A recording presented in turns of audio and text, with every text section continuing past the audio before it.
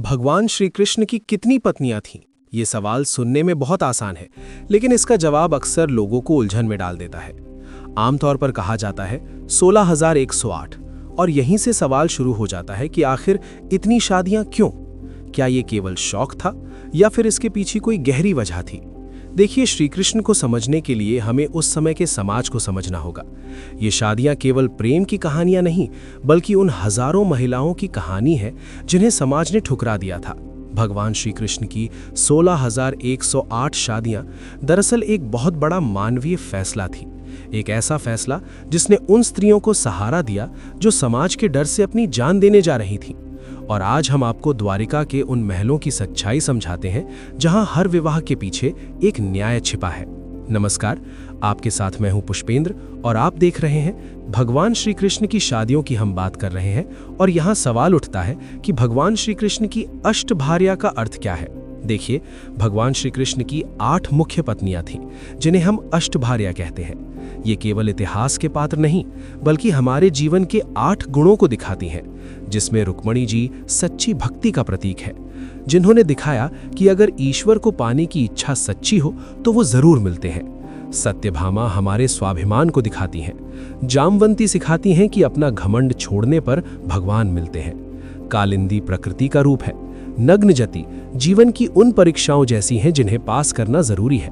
मित्रवृंदा स्त्री की अपनी मर्जी और आजादी की पहचान है। भद्रा परिवार के प्रेम को दिखाती हैं, और लक्ष्मणा हमारे लक्ष्य को पाने की ताकत को दर्शाती हैं। इन 8 रानियों के जरिए श्री कृष्ण ने बताया कि एक इंसान में इन सभी गुणों का होना जरूरी है। सवाल कि श्री कृष्ण ने 16,000 से अधिक महिलाओं को आखिर अपनाया क्यों? 16,100 महिलाओं जिन्हें कृष्ण ने नरकासुर नाम के राक्षस की जेल से आजाद कराया था। उस समय का समाज बड़ा संकुचित था। उन लड़कियों के परिवार वालों ने उन्हें आने से मना कर दिया था, क्योंकि वे एक राक्षस से कैद में रह चुकी थीं। समाज उन्हें अपवित्र कह रहा था। उनके पास या तो बेइज्जती सहने का रास्ता था या फिर अपनी जान देने का। तभी भगवान श्री कृष्ण ने एक बहुत बड़ा फैसला किया। उन्होंने उन सभी को अपनी पत्नी का नाम दिया, ताकि समाज में कोई उन्हें नीची नजर से ना देखे। ये कोई सामान्य शादी नहीं थी, बल्कि उन बेसहारा महिलाओं को समाज में इज्जत दिलाने का एक तरीका था। श्री कृष्ण ने उन्हें रानियों जैसा सम्मान दिया और साबित किया कि भगवान हमेशा लाचारों के साथ खड़े रहते हैं। अब सवाल कि श्री कृष्ण की 16,000 से ज्यादा शादियां क्या गलत थीं? देखिए, आज के दौर में 16,108 शादियों की बात सुनकर कई लोग इसे गलत मानते हैं, लेकिन हमें इतिहास को आज के कानून के हिसाब से नहीं, बल्कि उस समय के हालात से समझना चाहिए। उस समय का सबसे बड़ा संकट उन हजारों महिलाओं का भविष्य था जिन्हें समाज ने त्याग दिया था। अगर भगवान श्री कृष्ण उन्हें अपना नाम न देते तो वो महिलाएं कहां जाती? उनका बुरा शोषण होता या वो मर जाती। भगवान का कदम केवल औरतों की इज्जत बचाने के लिए नहीं था। उन्होंने समाज की उस सोच को बदला जो पीड़ित महिला को ही कसूरवार मानती है। इसलिए जो लोग इसे केवल शादियों की गिनती मानते हैं, वे दरअसल भगवान श्री कृष्ण के उस बड़े न्याय को नहीं देख पाते जिसने हजारों जानें बचा ली थीं। भगवान श्री कृष्ण को लेकर एक सवाल अक्सर आता है कि उन्होंने राधा से विवाह क्यों नहीं किया। कृष्ण की बात राधा के बिना तो अधूरी है।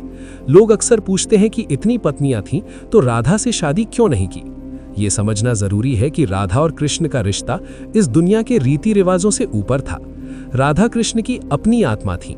शादी हमेशा 2 लोगों के बीच में होती है, लेकिन राधा और कृष्ण तो एक ही थे। राधा को पत्नी मानने की जिद एक भ्रम है, क्योंकि वे तो कृष्ण के हृदय में रहती थीं।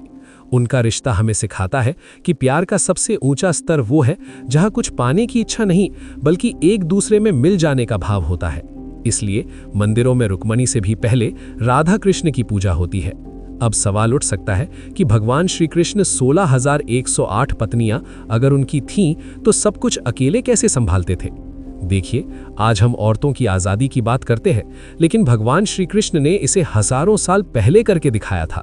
उन्होंने अपनी पत्नियों को केवल घर तक सीमित नहीं रखा।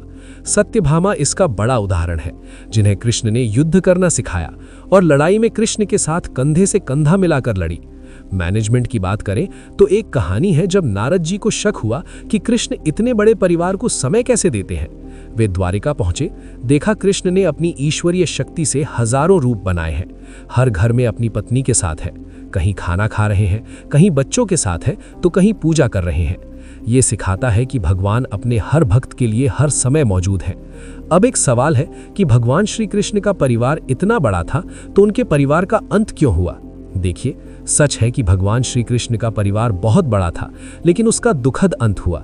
श्री कृष्ण ने कभी अपने बच्चों के लिए पक्षपात नहीं किया। ये पूरी दुनिया के लिए एक बड़ी चेतावनी है। भगवान श्री कृष्ण ने दिखाया, जब किसी परिवार में घमंड और बुराई आ जाती है तो उसका नाश होता है। जब भगवान श्री कृष्ण के अपने ही बेटे और वंशज अहंकार में डूबे तो कृष्ण ने बचाने की कोशिश नहीं की। भगवान होने के बाद भी अपने परिवार का साथ नहीं दिया, क्योंकि वे गलत थे। ये संदेश देता है कि जब इंसान अपना चरित्र खोता है तो भगवान भी नहीं बचा सकते। यदुवंश का आपस में लड़कर खत्म होना ये बताता है कि असली ताकत हथियारों में नहीं, अच्छे व्यवहार में है। भगवान श्री कृष्ण का जीवन आज क्यों जरूरी है? आज के जमाने में हम खुद को बहुत पढ़ा लिखा मानते हैं, लेकिन आज भी हम किसी पीड़ित महिला की मदद करने से पहले हजारों सवाल पूछते हैं। आज भी समाज उस महिला को शक की निगाह से देखता है जिसके साथ कुछ बुरा हुआ हो। श्री कृष्ण का जीवन आज इसलिए जरूरी है क्योंकि बिना किसी सवाल के हजारों महिलाओं को अपना नाम और सम्मान दिया। ये नहीं देखा कि समाज क्या कहेगा, बस धर्म निभाया। कृष्ण ने सिखाया कि धर्म का असली मतलब पूजा पाठ नहीं, बल्कि दूसरों के आंसू पोंछना, इज्जत दिलाना है। श्री कृष्ण का धर्म पूजा नहीं था, उनका धर्म था जिसे समाज ने ठुकराया उसे अपने नाम से खड़ा करना। ये कहानी भगवान श्री कृष्ण की शादियों की थी। भगवान श्री कृष्ण को समझना है तो आपको कृष्ण की भक्ति में लीन होना पड़ेगा, क्योंकि जब एक भक्त की निगाहों से आप देखेंगे तो भगवान की सारी लीलाएं आपको समझ में आएंगी, और श्री कृष्ण उनकी तो हर आधा निराली है। इसलिए बोलिए, जय श्री कृष्ण।